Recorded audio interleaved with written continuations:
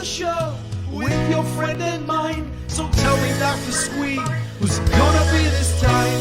We like to hear you talk, and we love to hear you listen. And if you are not subscribed, you won't know what you're missing. So welcome to the Doctor Squee Show. Welcome to the Doctor Squee Show. Welcome to the Doctor Squee Show. Headphones up. Here we go.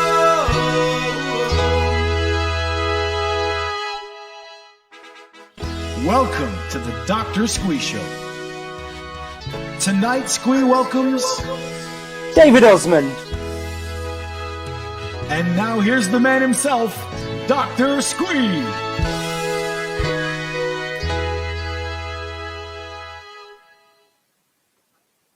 Hello and welcome to the Doctor Squee Show. I'm Doctor Squee and this is my show. Tonight I'm welcoming somewhat of a legend in broadcasting. My guest tonight has a career as a writer and performer extending 60 years back to the earliest days of FM and non-commercial radio through the rock and roll, LP and touring era, and continues in theatre productions, memoirs and historical mystery novels. He's best known as the founding member of the four-man Firesign Theatre with more than 20 comedy albums. Please welcome to the Doctor Squee Show, David Ossman. Hey. David. There I am, and I'm glad to be here. Thank you very much, Doc. I mean, it's quite humbling to be welcoming someone who was doing radio 60 years ago. Like, does it feel like that for you? Well, I'll tell you, 60 years ago, really, when I started in radio, it was in New York City. Couldn't have been better, but it was on one of the very earliest FM radio stations in America. Probably there'd only been FM signals out there that you could get for only maybe 5 or at the most 10 years. So, and I'll tell you a little story about being on FM then. I was the left-hand side of the first stereo broadcast in New York City. You had to have 2 FM radios. Now, you had to get an FM radio, okay? And they had to be set side by side. So WBAI was on the left, and WRVR, the Riverside Church radio station, was on the other side, and you turned them both on, and you got stereo. So that's how long ago it was in radio. Almost everything except well,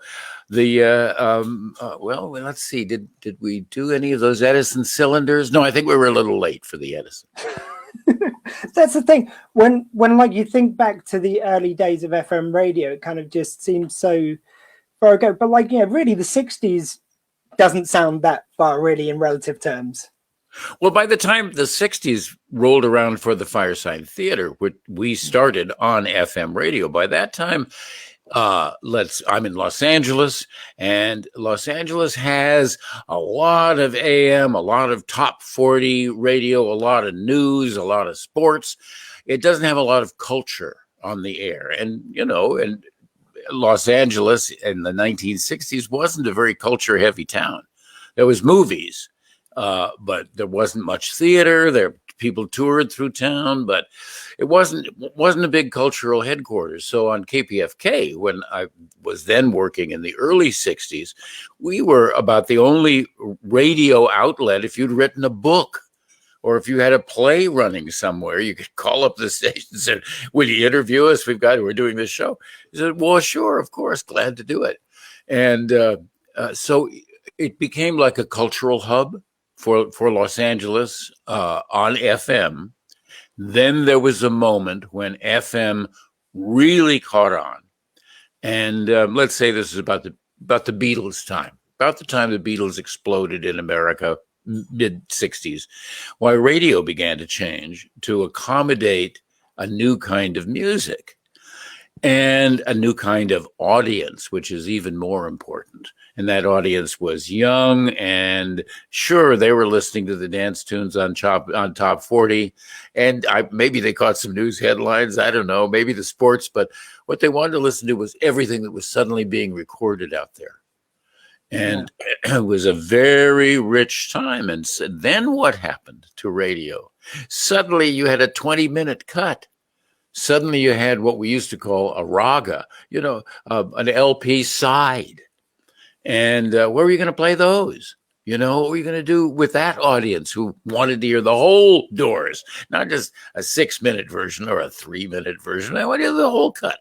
So radio had underwent a change at that time, both and the FM side affected AM radio in Los Angeles.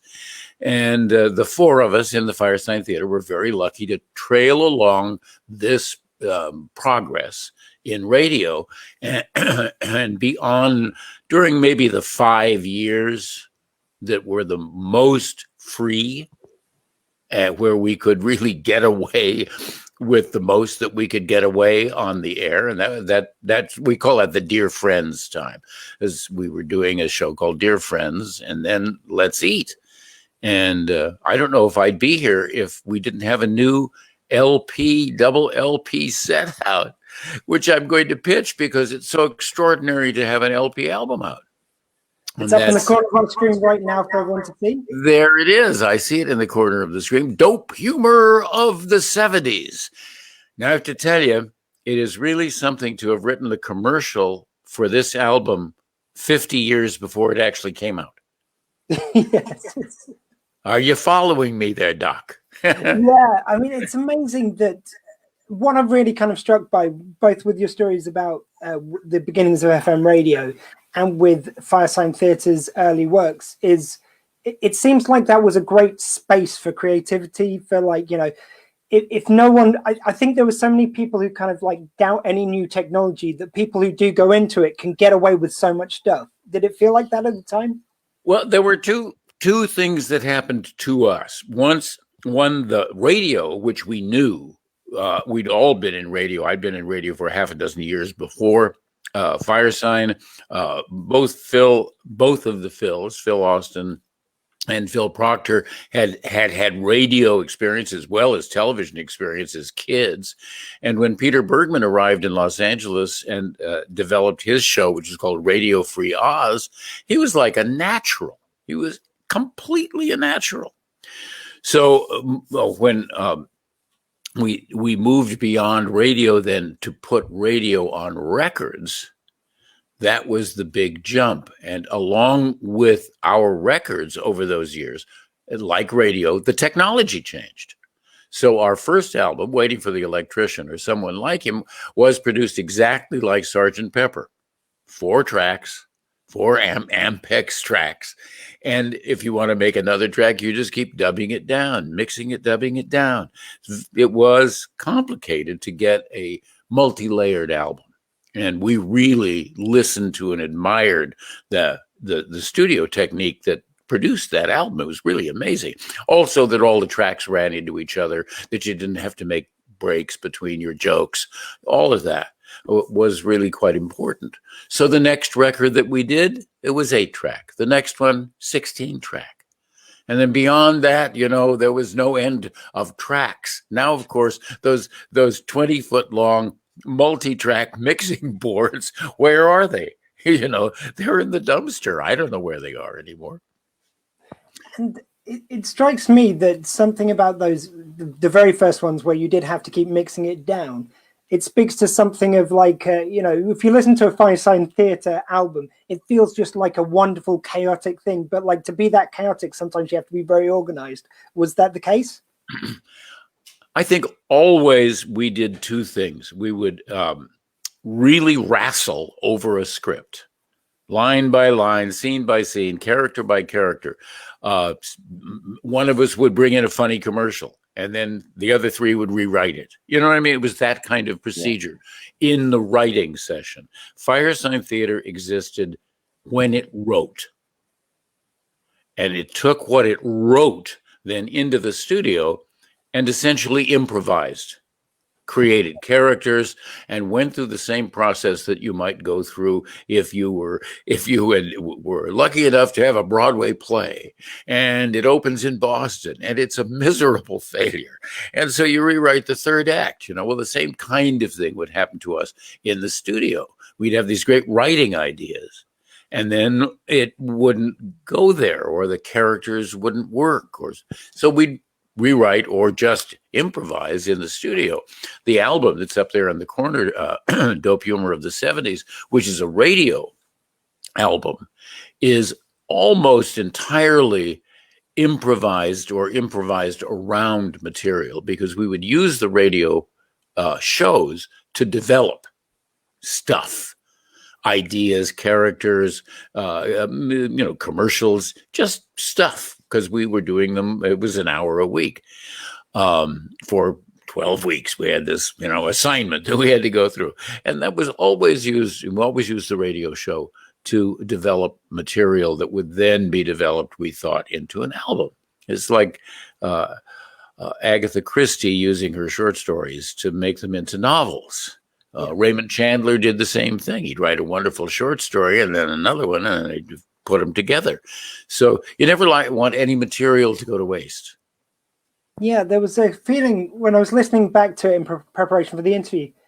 I love the fact that it's kind of a mixture of a few things. Like if you really don't prepare at all, then that can kind of lead someone wrong. So I could feel there was kind of like some preparation behind it. Then you've got the fact that you would be kind of like laughing to each other, so you could get that feeling of enjoyment, but it never got to the point where it interfered with the work. And you could just tell those moments where someone throws in a line the other one isn't expecting, and there's just this glorious kind of, everyone just starts giggling, but it doesn't detract. Like all that balance seems really important to me to provide the kind of product which we hear here. No, I think you're right about that. And that takes me back to old radio, including the Goons show on the BBC, where the funniest moments were the moments where they would break each other up. Yeah. The three actors somebody would say something, or a sound effect would happen, or they'd ad lib, and they just go up. And that happened on all American classic comedy shows as well. If Jack Benny could break up Bob Hope, he'd do it. That's what they were in it for. And the four of us in Firesign, in the same way, really enjoyed those moments where you could throw in something. Maybe it was a sound effect. There's a cut called The Chinchilla Show. And The Chinchilla Show is based on a script, but it's completely improvised. And I was the chinchilla because I had a squeaky pickle. And the squeaky pickle became the chinchilla. And it goes through these death throes and agonies. And it's just all the squeaky pickle in my hand as a sound effect. So you never know you're going to do that until that thing comes along and happens. And probably there had never been an opportunity truly for people to do completely unwritten, uncensored comedy on the radio before that time. Now, you couldn't play any songs with drug references on the radio, and you couldn't say the 10 sacred words that you can't say on the radio, whatever they are. And but you could do everything else.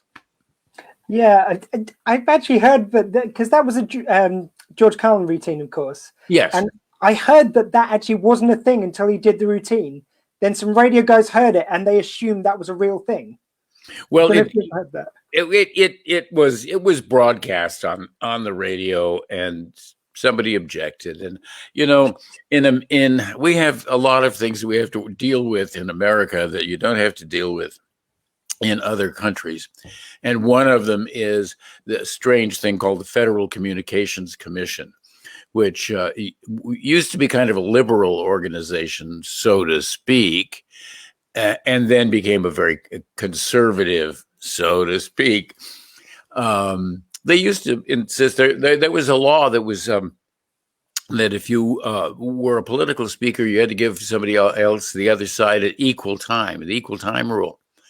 And that, of course, that vanished. So now don't you quite have equal networks, but we're working on that, my character, George Tirebiter, actually ran for vice president. It was a little too much to run for president, but he ran for vice president in 1976. And making this character go through, and it was really not just a year, but really 18 months.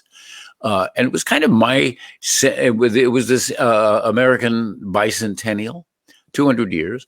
And I thought, well, I got to do something for this, because we're an all American comedy group here.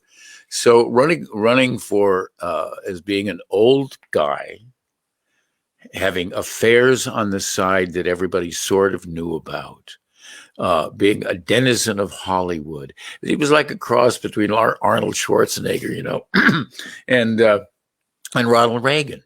And it was great to invest myself in this character and actually go out and do stump speeches and all that kind of stuff. So once you have, and we had a nationwide campaign.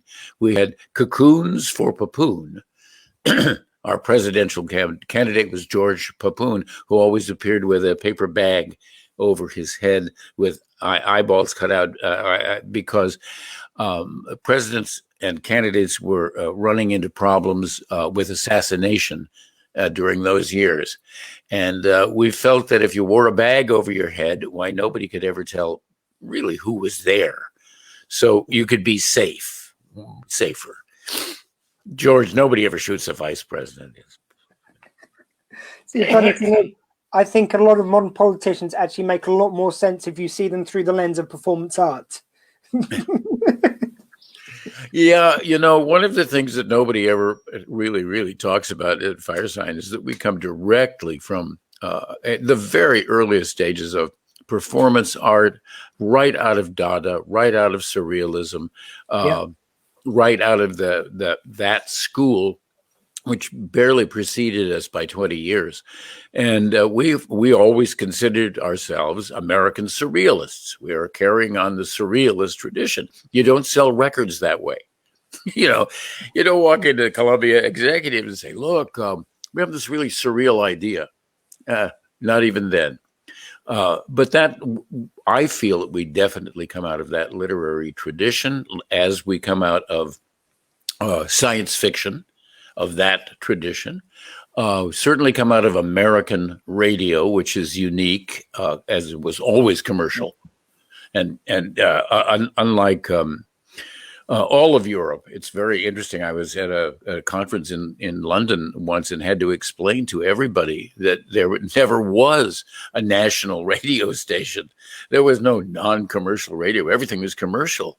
Dig it. It's different, really different than what it is on in the UK and on the continent. I mean, in Flemish radio, really. Flemish radio. How many stations do you have? Like 110. I don't know. It was this huge number for this very small language group. I thought, how cool is that? Since we set one of our pieces in Flemland, it seemed perfectly right.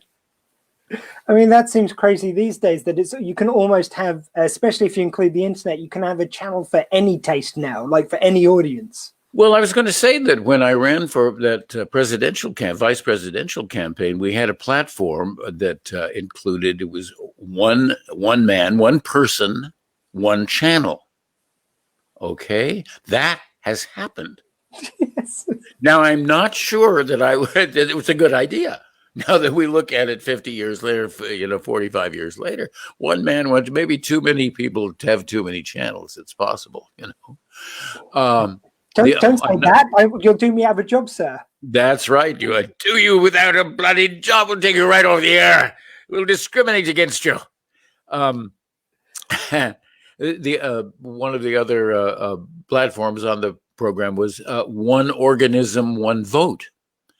We felt if we just extended the vote, not just to everybody, that's hard enough, but if the dogs and kitty cats and, everybody who was engaged, birds, the trees out my window, everybody who's engaged in the process of living on this earth ought to be able to have an equal voice.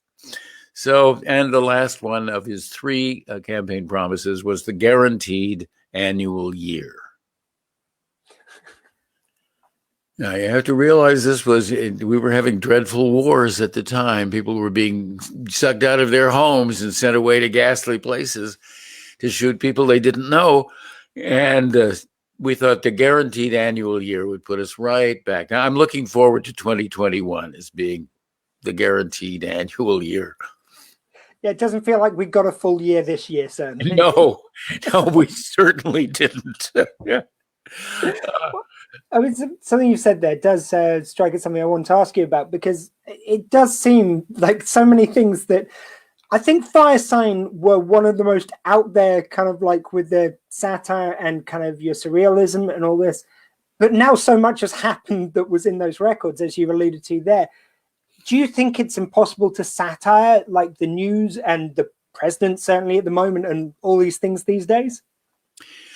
Well, I think if the four of us were back in business, honestly, I think we could have taken this administration on. Really, Peter Bergman and I, in his last year of his life, this was when Trump was first running, and we did a lot of funny stuff about Trump back in that day before he was actually president.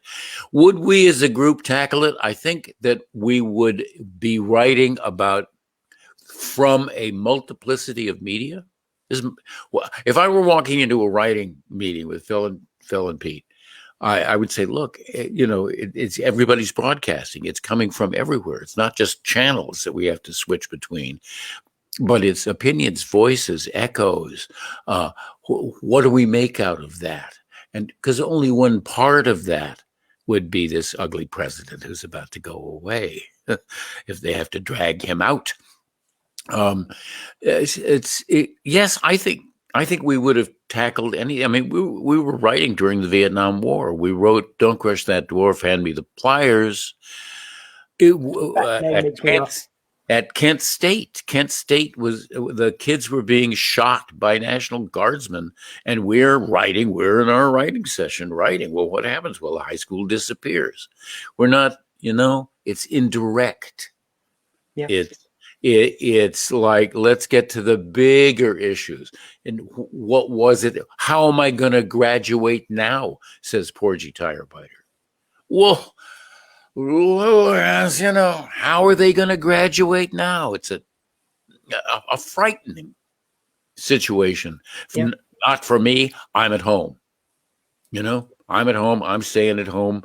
Judith is staying at home with me. She goes to the store. Our son Preston is living with us currently.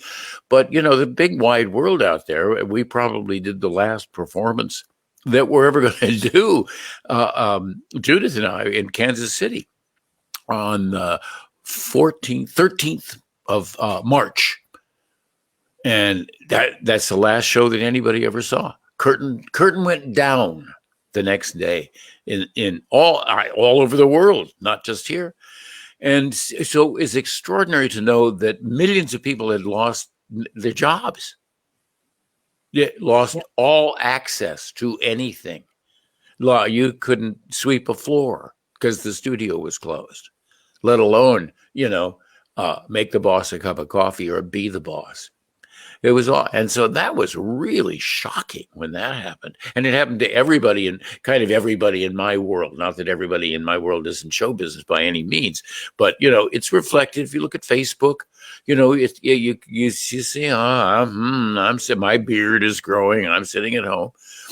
And I'm sure that if Firesign, the four of us had been together, we would have 4 screens and we would have a show and we would be doing it every single week. I'm sure we would be. Phil Proctor is now doing not a comedy show, but an interview show called the Sexy Boomers Show. Yeah, interviewing great people who are our lovely show business friends. I was a guy who I was the one who left Los Angeles. They started building the big buildings downtown, and the police helicopters started coming over with their searchlights looking for nothing. And so I really had to get out of town, which means my connection with that crazy Hollywood world starts with my going to the movies when I'm, say, 5 years old, and go and goes on through all of those years. Those are the George Tirebiter years. Tirebiter got to live the great golden age of radio, the golden age of film. He got to be blacklisted. He went through a lot of the history of this art form that we're all engaged in, and having a historical character, someone that I could put into a studio in 1945 or a Los Angeles bungalow in 1953 in a kind of a noir LA, which, that's the kind of world of Hollywood and Los Angeles that I really respond to. Otherwise, 30 years, more than 30 years here on Whidbey Island, which is, if you were looking at a map of the United States, it would be in the extreme upper left-hand corner, just south of the Canadian border, on a quite a long island. Actually, it's a 50-mile long island, but we're at the bottom of it. And for years we just had to leave town to do work. Now there's no work, so we don't have to leave town. It's good in any situation. It works. It works. One of the things which I was very struck by, again, I've kind of obviously I listened back to Dope Sounds of the 70s, which is available now on vinyl special edition release as of today, which I'm very proud to have you on release date. Thank you very much for making time for our show. It is. They're out today, a release date. These things used to be really important. You'd get, those music magazines, and when am I? Oh, I entered it at 425. How are we going to go up? Yeah, it's great. And I have to say about record albums that form, two things: the art form of the 12 by 12 or the 24 when it opens. This is a great art form. You could have more fun, and this album has more fun on those 4 12 by 12 pages. Plus, there's an insert inside the album which has another whole thing, including a great biography of Firesign by Taylor Jessen, who was the producer of this album, and a little ticket in the front so you can download another hour of comedy. It's an extraordinary release. I think the LPs are limited to 500. I think that's all they're going to do.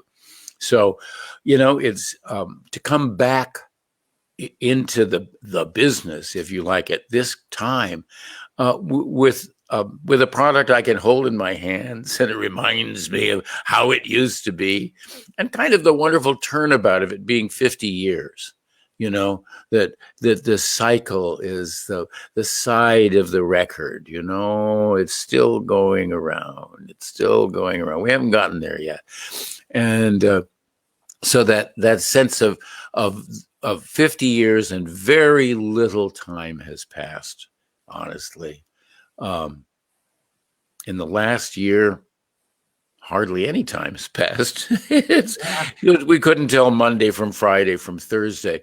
But I think I said to you before we were actually on that what's been great for me about this time is this the podcast, the listening, the fact that everyone can now have their own access to whatever they want to do. It's crazy.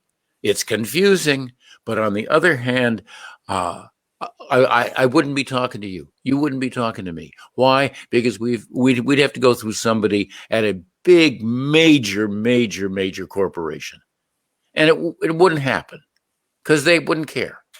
Now we all care about each other. I think this is what's happening too, is that we do care. We don't take it for granted anymore. Nothing. Don't take anything for granted, I think like a number of us, and probably myself included, I'll be honest, had to almost get bored of our media, like all the kind of input around us. And we had to take it to a personal level because we couldn't take it to a personal level anymore. We couldn't just meet up with all our friends and all our family like that. So suddenly that became the most precious commodity in the world, as it should have been all the way along. And we're just reminded how kind of tenuous and precious it is. I've lost friends to COVID. I've had friends who've been seriously ill, and it just I haven't been able to see my mum apart from to drop off shopping to her, then leave immediately. It's it reminds you how precious these things are. Well, you realize that instead of I have a story and you have a story, it's like everybody has a story, and not just everybody whose picture you've seen on the television news, but everybody. And there hasn't been a time where that's been the case, maybe since the Second World War. And even then, the United States wasn't being bombed. So, except for that cannon shot off California coast. But, I'm saying this engages everybody. What is so weird about being an American under this going administration is that there's no sense here of everybody. It's only me, me, me, me, me. Well, you're inflicting, well, I don't want to wear a mask. Well, what do you mean? This is my religious right to go into a church and then go into a store and infect everybody. No. It's no, you either have to look out for everybody or the whole thing will fall apart. And it's not just us. We got an idiot here. We'll get rid of the idiot, but it's everybody. And back in the day when Firesign were writing their first albums, and we realized that we had an audience that was young, that we had a fresh group of young people. Maybe they were high school seniors, maybe college, no later than college seniors, that kind of age range, and that we knew just a little bit more than they did, and that we had access. And we used that access to tell our listeners what it was that we knew. And we put it on record albums just to make it that much more. So you had to listen to it that much more often until the complexities of it sunk in, until four guys writing, input, four guys. So nothing ever wasn't massaged, It had all four of our hands in it all the time. So there's and Peter, for example, could never leave a word alone. I mean, Pete, please, no more puns. So that messaging that we were doing in this very, the record won't be out for another 6 months, in that kind of very slow. But I got to say, it was Columbia Records, so it was hugely professional. And, worldwide, all of that, we were, our records were in the PX in Vietnam. We have many stories about soldiers in Vietnam listening to our records while they were being bombarded or, just to get away from it all. First album. And so that was extraordinary. That was really very lucky that we had Columbia, that we had this big, big label who just considered us to be another rock band. Yeah. And if you sold records, didn't care. They weren't listening, they were just making the money. And so it took them quite a while for them to get around to the fact that we weren't making them a lot of money doing theater on LP albums and making it into an art form. That wasn't really what the business was there. So I think that you're like what Firesign Theatre did, what Monty Python did, what the Goons did, what the Goodies, all of these, they were rock stars. Like there is no separation. Like you had, for the first time, you saw rock stars being jealous, wanting to be the comedians as opposed to the other way around. Exactly. Oh, well, rock stars, comedians always wanted to be producers. I think, the goal in Hollywood is if you could be a producer, you got to get there. There were from our time, certainly Steve Martin, I think, is the great success from our era. We started exactly the same time at the Pasadena Ice House. We were on the same bill. Our opening night, it may not have been Steve's opening night, but it was very early on. And so you see where that kind of individual talent and his incredible abilities took him out of the stand-up business and to the real business of Hollywood. I think stand-up is like an interval. Stand-up became I was about to say too popular. Stand-up became a way of insulting people, and of having an audience that you could chew up. And that is, I remember 20 years ago when we had our comedy show was on Sirius XM. Well, it was just XM then. And I had to call them and say, please don't program what you're programming that's coming on before us, because I can't have my children listen. And I mean, I'm not a squeamish guy, but it was horrible, horrible. And we got off that channel quickly because we didn't belong there. But it's like there's these shoots of and improv is another one, that have become businesses, and they're really improv it's not bigger than Shakespeare. Improv is a technique. It's a learning technique. It's a device you use as an actor. You can learn it, but it isn't like that's not the thing to me. It was something we knew and used. And I'll tell you, one of the places that I really learned it was at the Renaissance Pleasure Fair back in the 60s, because you had to walk around for hours at a time. Yes, madam, and how are you, sir? Yes, blah, blah, blah. It's speaking a foreign language, and improvising constantly with people that you didn't know. Up close magic, I used to call it. If you can do this up close magic, where it's like, here it is, there's the carrot, and it's gone. How'd you do that? Oh, I don't know. That's that kind of improv, and writing a script, writing a play, writing a movie. All you're doing is improving. Then you're writing down what you like. It's all improv. So this kind of little specialty of it has never impressed me as being like the bigness of theater. It's a useful device, but it's something you learn and use. And God knows we did, and had to be fast. But I thought, well, how did you deal with being on the radio with three other guys? I said, I shut up. Basically, learn when to be quiet. Yeah. Learn when you have come to the end of your sentence and it's back to you.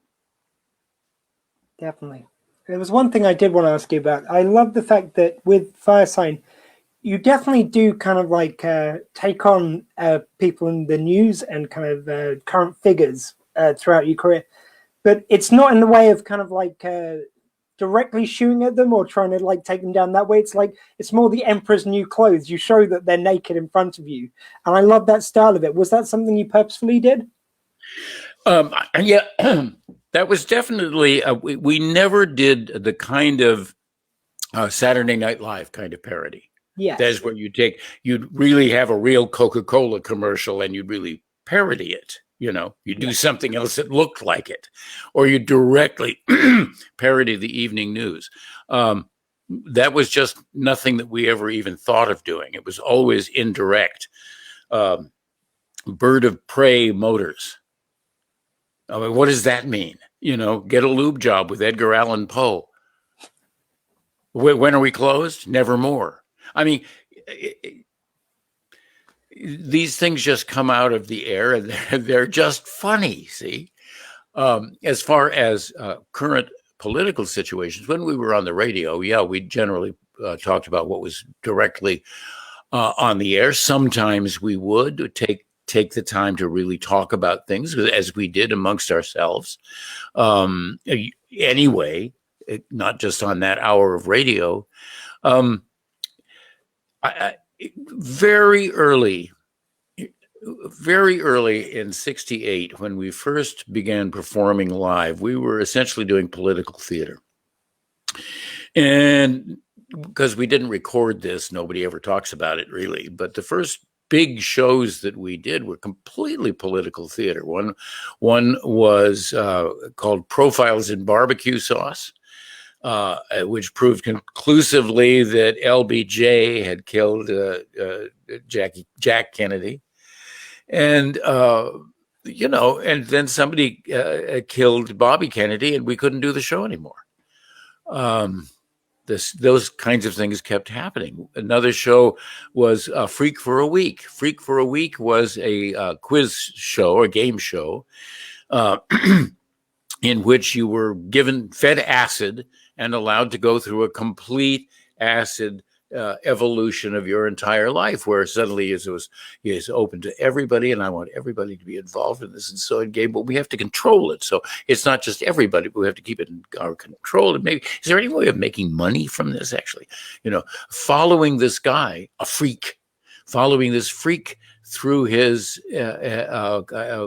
Faustian evolution. So, and these were doing we started that show by going around with spray cans and spraying the entire audience like this. Everybody thought they were on acid, that we were spraying them with acid. I mean, that was really something, that kind of era. I can tell you that the wonderful artists in Manhattan and LA and the people who were doing happenings and all of that, they were great, but that's what we were doing, and we were doing it with real political intent in front of basically high school and young college kids. Yeah. Some of whom were in danger of being drafted. Yeah. Crazy times. Did you, how was the writing relationship between the four of you? Was it I know there's different groups who kind of perhaps did or didn't get on as well behind the scenes as in front of the microphone, and kind of sometimes those things fueled it, but was it kind of always a friendly relationship with the four of you?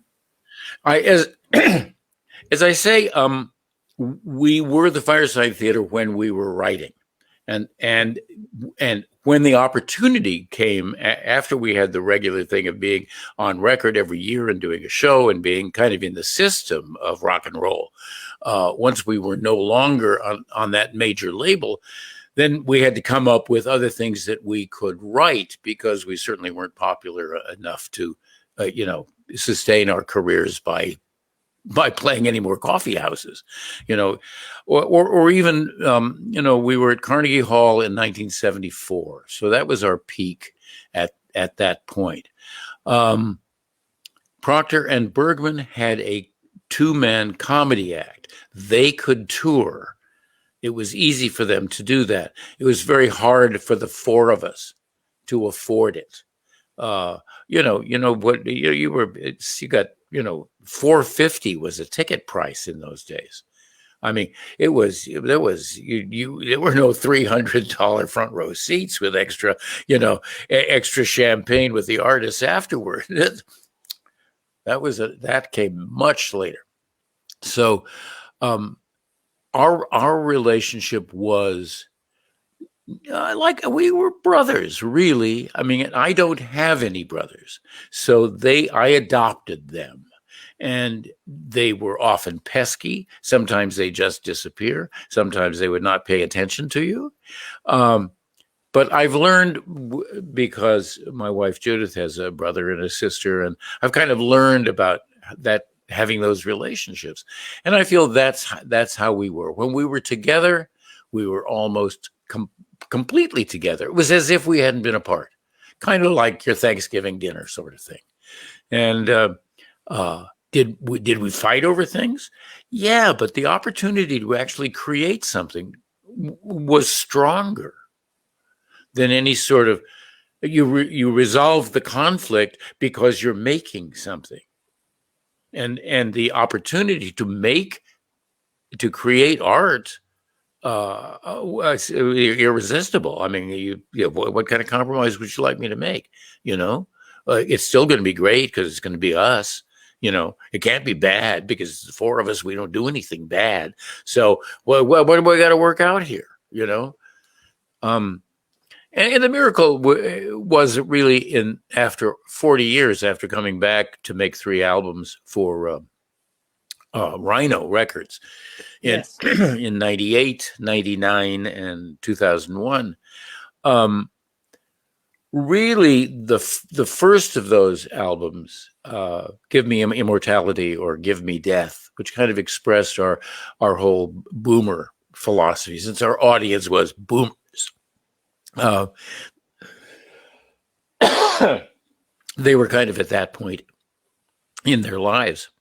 And but Phil Austin came in with a full-fledged character of the day disc jockey, the guy on the air, who was a Chicano from L.A., nothing like Phil Austin. He was a character. And he came in with this wonderful guy, and we just all fell in behind him and said, okay, radio now. And he's going to be radio now because he's got this, and he has, and we knew exactly who this character was. Now, is it politically incorrect to do the voice of someone whose body you're not occupying? No, I don't think so. I think it's always correct that satire comedy always has to borrow from everything. Otherwise, it would take the heart out of it, take the laughs out of it. Yeah. So, in the next album, we had a bunch of really cross ideas, and so in a sense, that album crosses the country. It puts people it's called Boom Dot Bust. And so it's at that moment where the economy we knew was just going to fall apart at any moment. It took 6 years, but it fell apart. And then the last album, and we created characters once again for that album. The characters came to life, and there were moments where something wouldn't work, and we'd have to throw it out. Why doesn't it work? I don't know. It just doesn't. I can't. It's not there. And the last album in that series, which was the last album that we did together, Bride of Firesign, was there contention in that? There was a feeling amongst us that we were writing the last thing that we would write for these characters. And so it took a while to get each one of these characters. Peter and I wanted to go in with Porgy and Mudhead from the Dwarf album. And we had a way of advancing them in age and experience and time, but still having their same J-Porge relationship. These characters have been with us for 35 years, 40 years, you know? Yeah, so... Yeah, go ahead. No, sorry, I was just going to interject that I kind of definitely get that feeling that even though there is a different temperament to each album and a different kind of feeling of like an evolved feeling, just like as you evolve as you grow older, like those characters evolve, which I absolutely love, but it always feels like it's the same characters. You know, you never question that it's the same people just further along in their journey. Yeah, well, and to be able to take characters like that, I mean, this is a novelist's device or a short story writer's device that if you can take your characters and evolve them. They don't have to evolve a lot. I don't think that Marlowe evolves a lot until his life is gone. In the last books, the last Chandler, Philip Marlowe books, where he kind of gives up and goes away, which is sort of what Chandler did. Didn't want to do that. Didn't want to do that. I'm sorry. Repeat your question if I didn't answer it. No. That answered it lovely. I was just listening.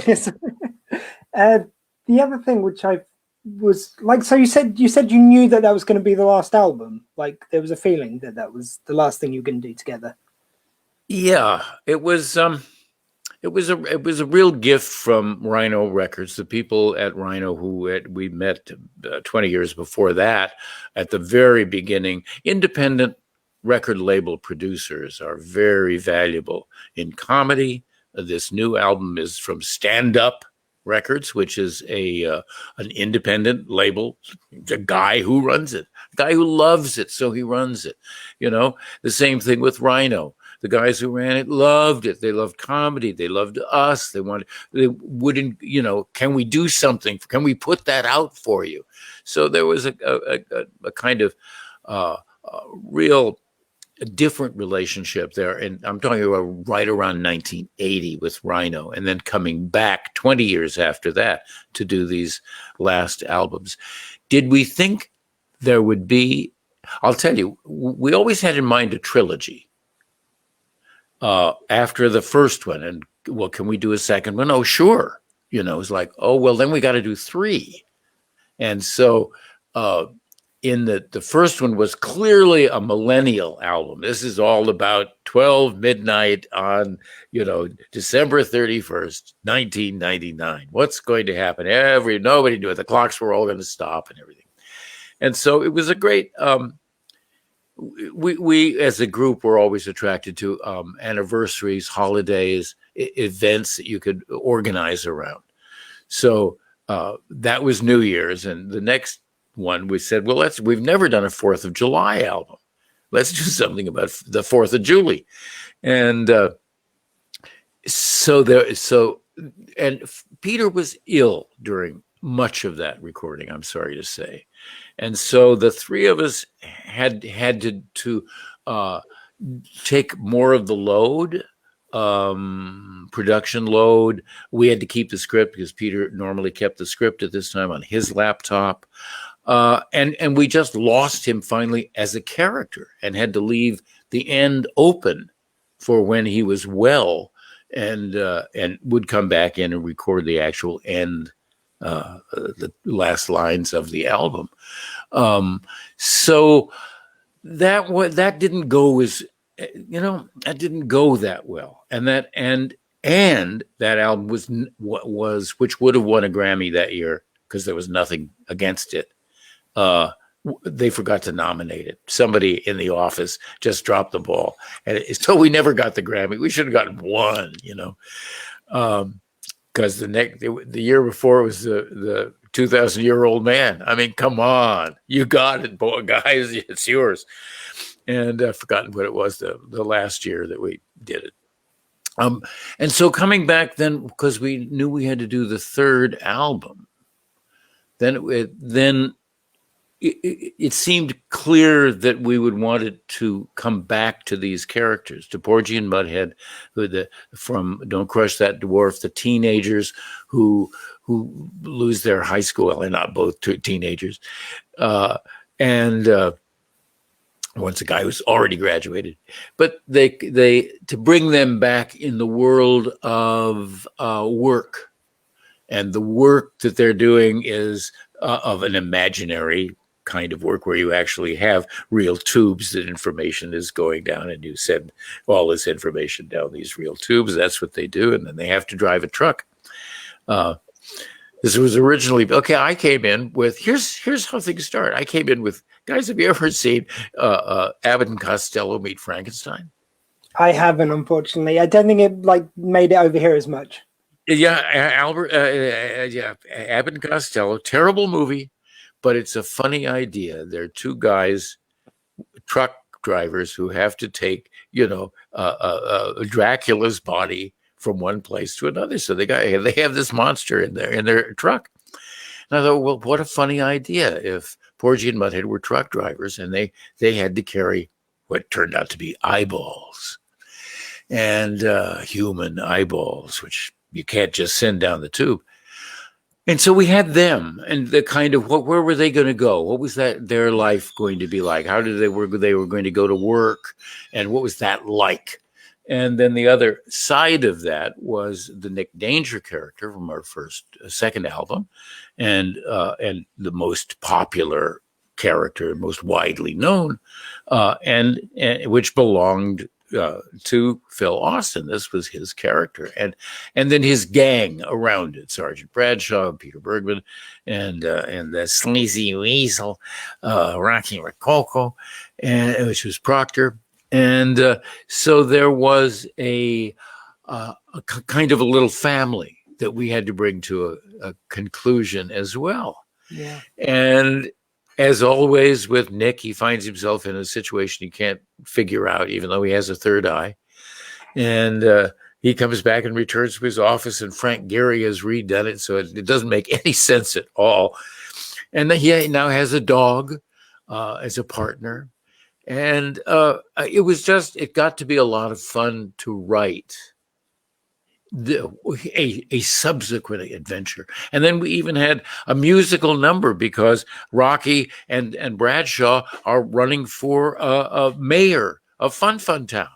And so we decided, why don't we do one of those we're just friends kind of songs, where I'm your friend and I hate you a lot. You're my friend and we don't get along. One of those songs.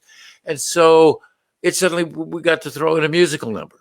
So it became a lot of fun to work out until how is it going to end? Well, how do these things end? They always end with a lightning strike at the top of the tower, something like that.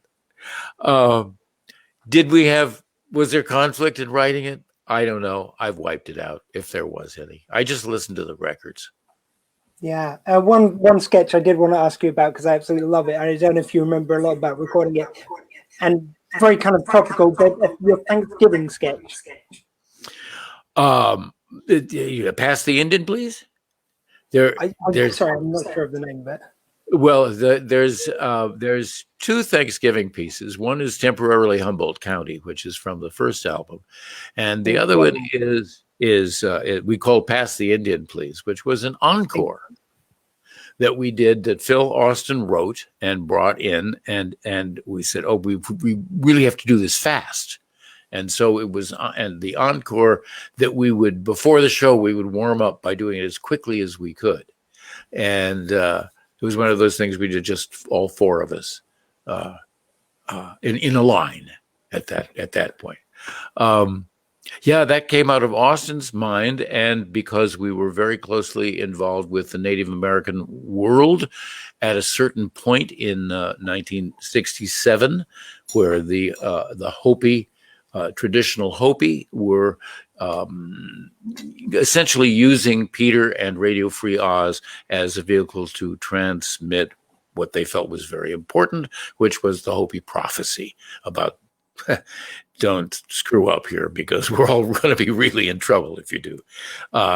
Basically climate, basically climate and atomic bombs and all those kinds of things. So we were very close, or they were close to us, I should say. And it was so Phil, we all wrote documentaries, 3 documentaries, and Phil's then became the basis for that first album of talking about American history and the essential elimination of the Native American population.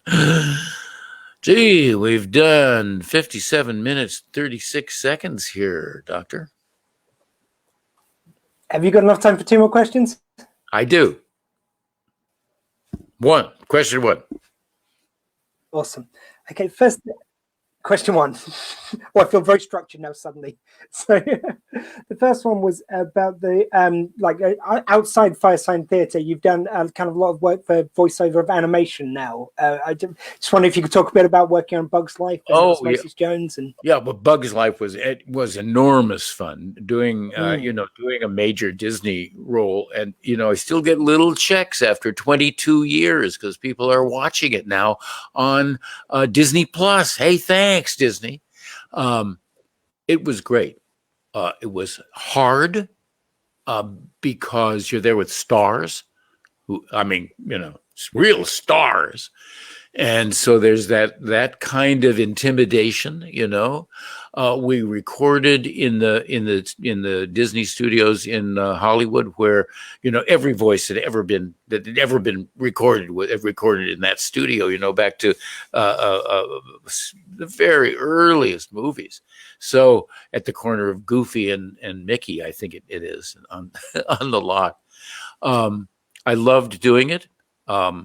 It was really something to go to the premiere of it. It was the second movie out of Pixar, and it was just a beautiful, beautiful film. I think probably the best. There's series movies and all that, but as one film, Bug's Life really has a lot of heart. It teaches. It's a teaching film about how you do it. How do you do it? How do you get out of this one? It's a good movie. That's amazing. And the final question, I do like to finish these things off by just asking for a little bit of advice from my guests so I can grow as a person, presenter, and whatever else. And I know you know a thing or two about radio, so given my radio show is quite new, I'd like some advice. Like, what's your best advice to a new radio DJ? A new radio DJ. Well, I'd say right now you're about 1 second from the end of your show. And so you have to say, I've really enjoyed this interview. You can come back anytime to the Doctor Squee Show, and I will. David Ossman, you've been a wonderful guest. This hour's flown by. I hope you will come back and grace us with your presence again. We've merely scratched the surface of your wonderful career. Thank you very much for joining us tonight. Thank you. If you wouldn't mind just hanging on the line for just 1 minute, I'll just let everyone go, say goodbye to everyone. And I have been Dr. Squee. This has been David Ossman over here. I have to point in the opposite direction. And that was my show.